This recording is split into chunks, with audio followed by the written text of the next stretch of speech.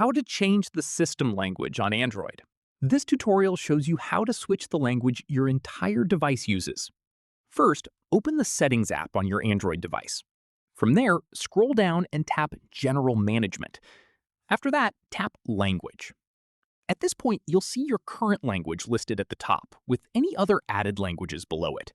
From here, tap Add Language if the one you want isn't already on the list. Following this, search for the language you want. Tap on it, and it will be added to your language list. After that, you'll be asked whether you want to set it as your default language straight away. Tap Set as Default to apply it immediately. From here, if you decide later you want to switch back or change to a different added language, just drag and hold the language you want to the top of the list, and your device will switch to it automatically. Finally, keep in mind that changing your system language affects menus, settings, and built-in apps across your entire device, not just one specific app. That's how you change the system language on Android.